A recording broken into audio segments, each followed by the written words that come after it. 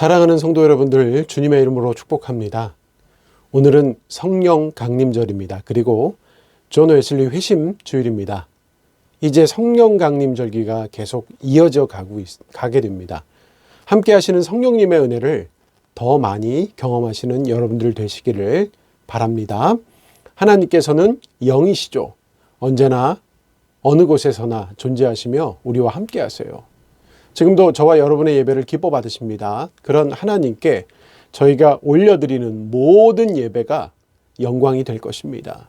그런 하나님께 찬양으로 영광 올려드리겠습니다. 함께 찬양하겠습니다.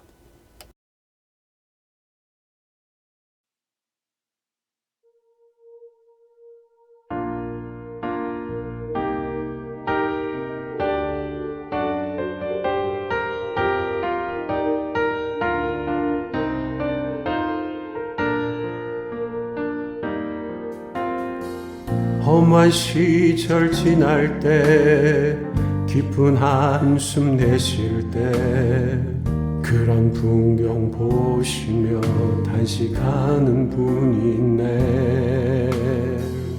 고와 같이 너희를 버려두지 않으리. 내가 너희와 영원히 함께하리라. 성령이 오셨네. 성령이 오셨네. 내 주에 보내실 성령이 오셨네. 우리 인생 가운데 친히 찾아오셔서 그 나라 꿈꾸게 하시네. 억눌린 자 갇힌 자 자유함이 없는 자 피난처가 되시는 성령님 계시네. 주의 영이 계신 곳에 참 자유가 있다네. 진리의 영이신 성령이 오셨네. 성령이 오셨네. 성령이 오셨네. 내 주에 보내실 성령이 오셨네. 우리 인생 가운데 친히 찾아오셔서 그 나라 꿈꾸게 하시네. 성령이 오셨네. 성령이 오셨네. 내 주에 보내실 성령이 오셨네.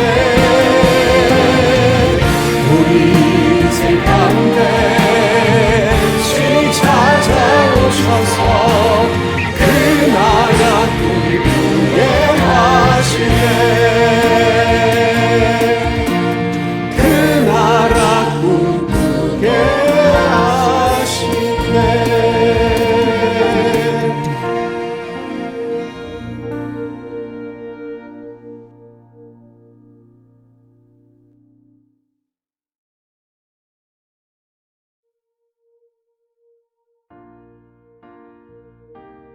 아름다운 햇살이 넘치는 실록의 계절을 허락하신 하나님의 크신 사랑을 찬양합니다. 화창한 봄날 열매를 품은 가지마다 생명이 새롭게 피어나는 것처럼 주를 찬양하는 성도들의 영혼이 소생되게 하옵소서. 하나님께 올려드리는 이 예배가 거룩한 산제사가 되기를 소망하오니 영광 돌리는 성도들의 심령을 거룩하게 하셔서 저희 모두가 주님을 뵙게 하옵소서. 사랑과 공의로 역사를 이끌어 가시는 하나님, 존 웨슬리의 사역을 기억하면서 불의와 타협하는 쉬운 길을 선택하지 않게 하시고 힘들더라도 정의로운 길을 걷게 하옵소서. 저희의 삶 가운데서도 가슴 뜨거운 은혜의 역사가 일어나게 하시어 말씀 앞에 순종하는 일꾼으로 하나님의 영광이 되게 하옵소서. 포근함을 내려주신 사랑의 예수님, 지금 치유가 필요한 이 땅 곳곳에도 회심의 기적이 드러나길 원합니다. 아픈 곳마다 깨끗하게 회복되게 하시어 주께서 베푸시는 새로운 역사가 나타나게 하옵소서. 저희에게 주님의 형상이 드러나기를 소망합니다.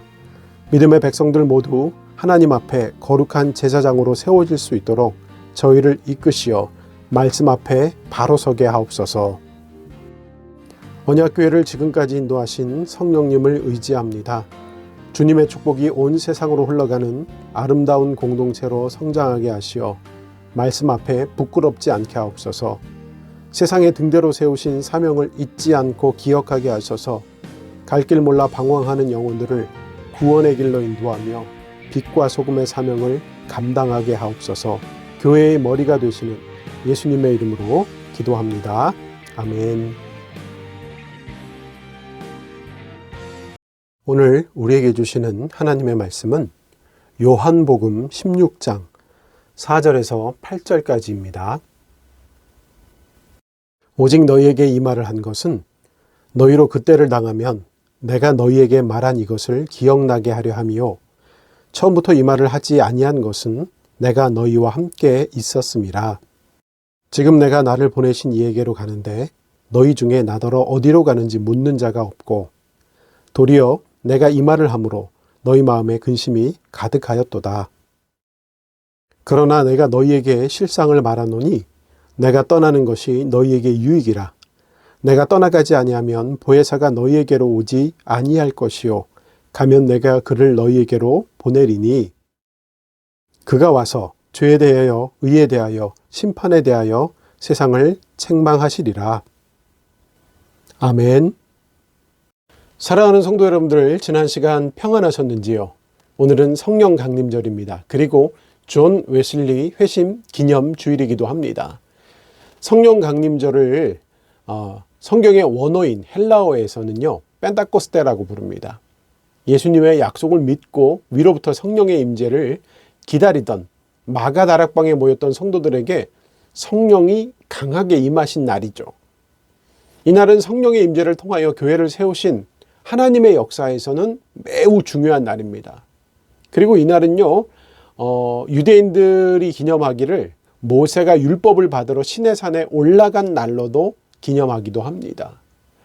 성령 강림절의 의미를 살펴보면요, 예수님께서 부활하셔서 40일 동안 이 땅에 계셨죠.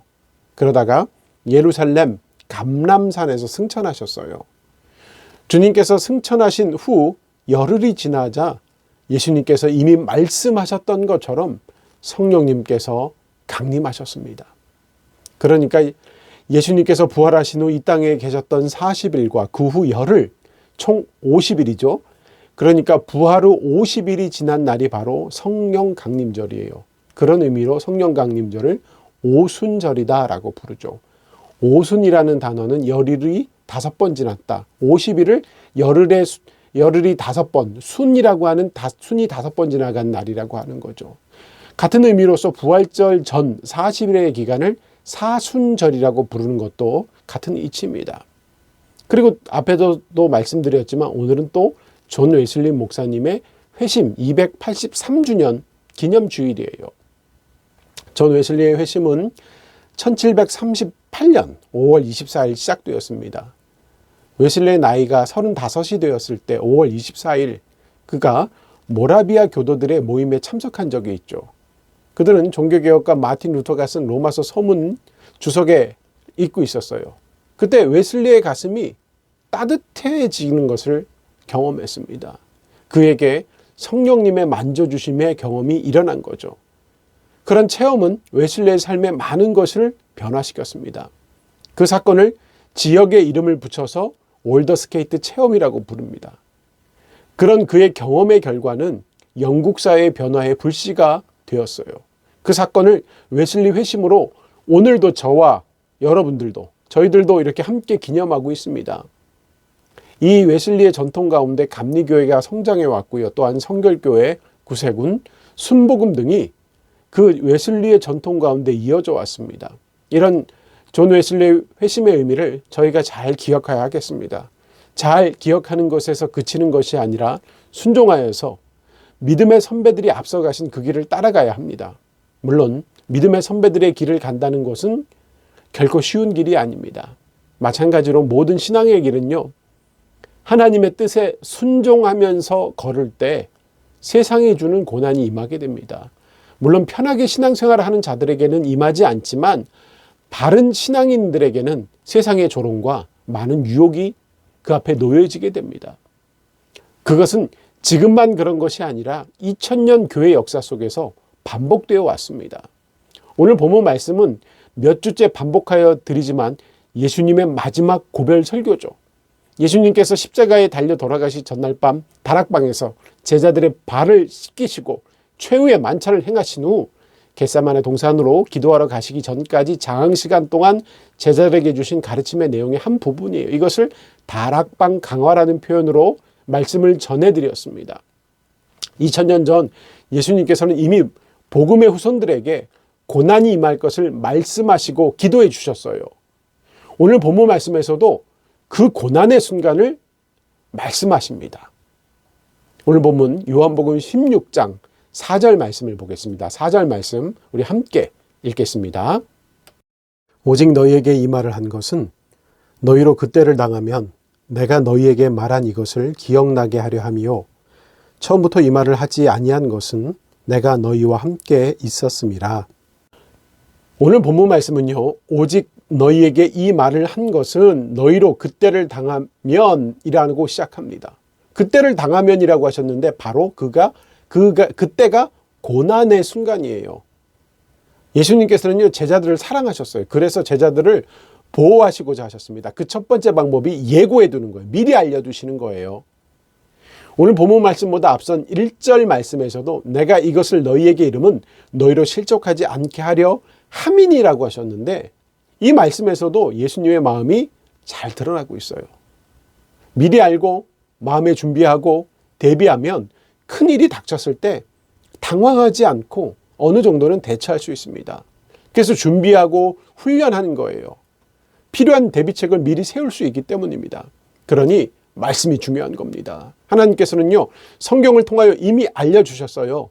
고난이 임할 것 알려주셨고 극복할 수 있는 능력도 알려주셨습니다. 그것을 믿음으로 받아들여야 합니다. 하나님의 말씀을 통하여 깨닫는 여러분이 되셔야 합니다. 그럴 때 누구나 선지자처럼 살 수가 있어요. 그리고 나중에 예언이 성취되었을 때, 응답이 이루어졌을 때 그것이 우연이 아니며 내가 내 능력으로 이뤄낸 것이 아니며 하나님께서 예비하셨음을 알 수 있게 됩니다. 이것을 아는 것만으로도 놀라운 은혜입니다. 오늘 본문 4절 전반부에 기록하기를 오직 너희에게 이 말을 한 것은 너희로 그때를 당하면 내가 너희에게 말한 이것을 기억나게 하려 함이요. 의미가 바로 이것입니다. 제자들은 예수님과 함께 있을 때 주님의 능력을 눈으로 보았고 몸으로 체험했어요. 그리스도의 권위가 항상 함께 했기 때문에 제자들은 두렵지 않았습니다. 고난이 임할 틈이 없었습니다. 그러므로 제자들의 마음속에는 영적인 고민이나 세상적 근심이 없었습니다. 그 점을 예수님께서 증거하셨습니다. 그래서 4절 후반부에 처음부터 이 말을 하지 아니한 것은 내가 너희와 함께 있었음이라고까지 말씀하신 겁니다. 그런데 이제 곧 예수님께서는 십자가의 길을 가시고 이 땅의 제자들과 함께 계시지 않으십니다. 그런 빈자리를 이제 성령님께서 메워주시게 됩니다. 오늘 본문 7절 말씀으로 갑니다. 7절 말씀을 먼저 보겠습니다. 7절 말씀 함께 읽겠습니다. 그러나 내가 너희에게 실상을 말하노니 내가 떠나는 것이 너희에게 유익이라. 내가 떠나가지 아니하면 보혜사가 너희에게로 오지 아니할 것이요 가면 내가 그를 너희에게로 보내리니. 이제 예수님께서는 십자가의 길을 가십니다. 그러면서 그래야 함을 설명하셔요. 7절 전반부에 기록하기를 그러나 내가 너희에게 실상을 말하노니 내가 떠나가는 것이 너희에게 유익이라. 내가 떠나가는 것이 유익이라고 말씀하셨어요. 예수님께서 떠나시는 것이 남아있는 자들에게 더 큰 축복이라고 이야기합니다. 그 유익이 뭐냐면 바로 성령님의 임재예요. 오늘 본문 말씀에서 성령님을 보혜사라고 표현합니다. 예수님께서는 오늘 본문뿐만 아니라 이미 앞선 말씀 속에서도 환난이 임할 때 제자들이 극복할 수 있는 방법이 있다고 하셨어요. 그 방법은 보혜사 성령님을 경험하는 것입니다. 보혜사가 무슨 뜻이에요? 한글 성경, 개혁 성경과 표준 세번역에서는요, 보혜사를 보혜사라고 번역해요. 공동번역에서는 협조자 이렇게 번역합니다. 이 단어를 영어 성경에서 한번 직역으로 해보면요, 대언자, 변호사, 중재자, 협조자, 대변자로 해석해 볼 수가 있어요. 이런 번역의 의미를 통하여 성령님께서 어떤 역할을 하고 계신지 유추해 볼 수가 있죠. 저희가 하나님 고백할 때 창조주 하나님, 세상을 창조하신 창조주 하나님을 고백합니다. 그리고 우리를 위해 피 흘려 돌아가신 예수 그리스도를 고백합니다. 그리고 지금도 함께 하시는 하나님을 고백합니다. 저희를 창조하시고 나를 위해 십자가를 감당하시고 지금도 함께 하신 하나님에 대한 고백을 삼위일체라고 합니다. 그러니까 보혜사 성령님께서는 어떤 역할을 하는 거예요? 보혜사 성령님께서 성도들의 영적인 생활에 근본적인 힘이 되어주는 본체인데, 이 보혜사가 성령님인데 바로 하나님의 한 모습이라는 거죠. 그리고 이 성령님의 역할은 어느 때나 함께 하시는 거예요. 행복이 임할 때도 함께 하시고 고난이 임할 때도 또한 함께 하십니다. 본문에서 예수님께서는 이 땅에 남겨진 자들이 예수님 없이도 복음의 사역을 계속 이어가야 함을 설명하셔요. 반복하여 이야기하시고 강조하십니다. 그런데 제자들이 어떻게 감당할 수 있어요? 두렵기까지 하겠죠. 근데 두려워할 필요가 없어요. 엄청난 보호막이 생기기 때문입니다. 그래서 7절 말씀을 통하여서 내가 떠나는 것이 오히려 너희에게 유익이 된다라고 이야기하셔요. 내가 떠나가지 않으면은 보혜사가 너희에게로 오시지 아니할 것이요 라고까지 하세요. 내가 가면 내가 보혜사를 너에게 보내줄 거야, 이렇게 말씀하십니다. 그래서 걱정하지 말아야 함을 반복하여 확인시키고 계십니다. 이제 5절과 6절 말씀을 보겠습니다. 5절과 6절 말씀 함께 읽겠습니다. 지금 내가 나를 보내신 이에게로 가는데 너희 중에 나더러 어디로 가는지 묻는 자가 없고 도리어 내가 이 말을 함으로 너희 마음에 근심이 가득하였도다. 지금 제자들은 예수님께서 떠나가시는 것이 걱정이었어요. 말도 못 꺼내고 있어요.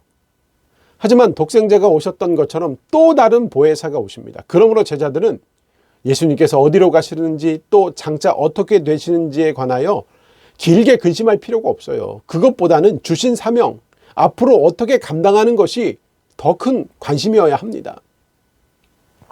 사실 많은 성도들이 사명을 감당하는 길에서 망설여요. 머뭇거립니다. 그 이유가 뭘까요? 고생이 뻔하기 때문이에요. 그게 보여요. 훤하게 보입니다. 그러나 예수님께서 이미 앞서가신 길이거든요. 그리고 그 길의 끝에는 승리의 면류관이 예비된 길입니다. 환란이 있지만 다시 회복시켜 주셔요. 그리고 제자들과 예수님을 믿는 성도들을 박해했던 자들을 책망해 주십니다. 그래서 오늘 본문 8절 말씀에 그 책망이 기록되어 있죠. 8절 말씀입니다. 8절 말씀 함께 읽겠습니다. 그가 와서 죄에 대하여 의에 대하여 심판에 대하여 세상을 책망하시리라. 아멘. 예수님께서는 분명히 예언하셨어요. 하나님께서 예비하신 그때가 되면 심판이 임할 것을 말입니다. 그때가 되면 유대 종교 지도자들이 하나님의 철퇴를 막게 됩니다. 성령님이 오셔서 그들의 죄에 대하여 의에 대하여 심판하셔에 대하여 책망하게 됩니다. 그 다음 로마의 군대가 그들의 성을 파괴해버리고 성전을 불태우게 됩니다. 구체적인 책망의 내용이 이미 예수님의 입술을 통하여 예언되었습니다. 이렇게 유대인들은 하나님의 공의를 외면한 것을 책망받게 됩니다. 그런데 유대인들이 뭘 잘못했을까요? 유대인들 스스로 판단하기에 이방인들을 죄인이라고, 자신들은 의인이라고 생각했어요. 자신들은 할례를 받았고 율법을 지켰고 성전에서 제사를 드리고 회당에서 예배를 드렸기 때문에 왜 의인이 아닐 수 있냐고 반문할 수 있습니다. 맞아요. 유대인들 그렇게 열심히 살았어요. 그렇지만 창조주 하나님의 공의에 대해서는 무지했습니다. 이방인까지 만민을 구원하시기를 원하시는 하나님의 사랑이 공의예요. 그 책무를 수행하라고 제사장 나라를 거룩한 백성으로 이스라엘 자손들을 선택하신 하나님이십니다. 그런데 그 공의의 정신은 버려버리고 스스로 의인이라고 선민 사상만을 강조하고 있습니다. 그래서 유대인들이 책망을 받게 됩니다. 그런 사실을 저와 여러분이 잘 기억해야 돼요. 내가 신앙의 바른 길에 서 있는지 아니면 하나님으로부터 심판받은 길에 서 있는지를 확인해 보시기 바랍니다. 함께 예배드리는 성도 여러분들, 오늘 성령 강림절이에요. 성령 강림절은 강한 성령의 역사가 초대교회에 일어난 사건이에요. 육체로 오신 예수님께서는 이 땅에 영원히 거하실 수가 없으세요. 육신을 입으셨기 때문에 이 땅에 계시는 시간은 유한합니다. 한정적이세요. 예수님께서 담당하실 역할은 십자가와 부활로 이미 완성되었습니다. 그렇게 다 이루신 후 하늘로 올라가셨습니다. 그리고 성령님께서 오셨습니다. 오순절에 초대교회 성도들이 모두 한자리에 모였을 때 강한 성령의 임재를 경험했습니다. 그날 이후 제자들은 모든 것의 변화를 경험했어요. 그들이 모든 게 달라졌거든요. 두려움과 의심은 사라졌고요.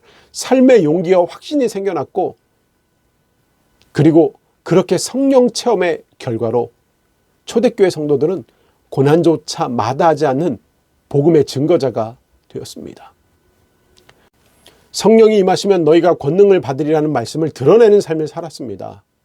예루살렘과 온 유대와 사마리아와 땅끝까지 이르러 나의 증인이 되리라는 예수님의 말씀을 드러내면서 살았어요. 초대교회가 생명을 걸고 복음을 증거했어요. 그럴 수 있었던 것은, 그렇게 기적을 경험했던 것은 성도들에게 성령의 능력이 임했기 때문이에요. 성령 받았기 때문입니다. 사랑하는 성도 여러분들, 온전히 하나님의 경륜을 바라보시길 원합니다. 지금 한국교회는요, 세상의 손가락질에 놓여져 있어요. 물론 한국교회가 감당했던 교육, 의료, 복지의 선한 역할이 분명히 있습니다. 그렇지만 이렇게 이루어놓은 귀한 역사가 가려져 버릴 만큼 한국교회가 하나님의 뜻에 순종하지 못했던 시절도 분명히 있어요. 하지만 비판을 위한 비판으로 그냥 교회를 미워하고 교회를 아무 이유 없이 공격하며 거짓 증거하면서 교회를 흔드는 이들이 많습니다. 그러므로 본문의 말씀은 예수님께서 제자들에게 주실 뿐만 아니라 오늘의 제자의 삶을 살아가는 저와 여러분에게도 은혜가 되는 복된 말씀입니다. 하나님과 예수 그리스도를 알지 못하는 자들에게 부당한 비난과 공격을 받을 때 마음에 근심이 가득하여 실족하지 말아야 합니다. 주눅들거나 움츠리지 말아야 합니다. 예수 그리스도를 부인하며 주의 몸된 교회를 헛들고 그리스도를 책망하는 자들을 성령님께서 책망하실 것이기 때문입니다. 그리고 그런 세상의 악한 권세 잡은 자들을 하나님께서 심판하신다는 사실을 잊지 말아야 합니다. 그러므로 성령 강림절을 보내는 저와 여러분은 오늘 주시는 말씀으로 위로받으시길 바랍니다. 삼위일체 하나님께서 언제나 함께 하신다는 믿음으로 흔들리지 마시기 바랍니다. 어렵고 힘든 오늘의 위기를 성령의 능력으로 담대하게 극복해 가시기를 바랍니다. 오늘 예배드린 여러분 모두가 회복하시는 성령님과 동행하심으로 새로운 역사의 주인공이 다 되시기를 주님의 이름으로 축원합니다. 아멘. 이제 우리 함께 기도하기를 원합니다. 손 모으고 눈 감고 기도하겠습니다. 사랑의 하나님, 오늘도 말씀을 통하여 귀한 은혜 내려주시니 감사합니다. 하나님을 온전히 신뢰함으로 허락해 주신 모든 것 맡기고 살아가는 저희들 되게 하여 주옵소서. 언제나 함께 하시는 성령님의 임재를 신뢰하면서 주님의 능력을 덧입게 하시고 말씀 앞에 바른 삶으로 세상의 빛과 소금의 사명을 잘 감당하게 하옵소서. 하나님을 향한 큰 믿음 품게 하시어 믿음으로 하나님의 역사에 참여자가 되게 하시고 하나님과 더불어 비상함으로 하나님의 기쁨이 되게 해 주옵소서. 하나님 바라기는 코로나19 바이러스가 속히 잘 정리되길 원합니다. 다시 확진자가 증가하고 있습니다. 하나님 치유의 손길 펼쳐주시고 이 땅의 백성들 모두 질병 이겨내고 다시 회복을 경험하게 하옵소서. 하나님께서 베푸실 새로운 질서 속에 참여하게 하여 주옵소서. 바라기는 모든 성도들의 삶의 문제에 세밀하게 역사하옵소서. 언약교회 가정들마다 복의 근원이 되길 원합니다. 하나님, 그 속에 성령님의 임재를 경험하는 가정들 되길 원합니다. 능력을 덧입는 가정들 되길 원합니다. 하늘의 은혜를 공급받게 하옵소서. 깊은 잠에 빠졌던 영혼들이 주님의 음성으로 깨어나길 원합니다. 육신의 질병으로 고통받는 자들에게 고치시는 하나님의 능력을 경험하게 하여 주시옵소서. 그래서 하나님의 나라와 그 일을 구하는 자들이 되게 하여 주시옵소서. 하나님, 자녀들 기억해 주시고 배움의 길에 있는 자녀들 속에 예수 그리스도의 향기가 드러나게 하여 주시고 왜 공부를 해야 하는지, 하나님 왜 바른 길 가야 하는지를 깨닫게 하여 주시고 또 인도해 주시는 하나님의 역사를 경험하게 하여 주옵소서. 세상을 세상의 성도들이 모두 흔들림 없이 하나님 앞에 바로 서며 주가 주신 능력으로 성령의 임재하심으로 더욱 사명 감당하게 하옵소서. 이제는 우리 주 예수 그리스도의 은혜와 하나님 아버지의 무한하신 사랑과 성령님의 교통하심이 지금 예배하는 모든 이들에게 영원히 임하시기를 간절히 축원하옵나이다. 아멘.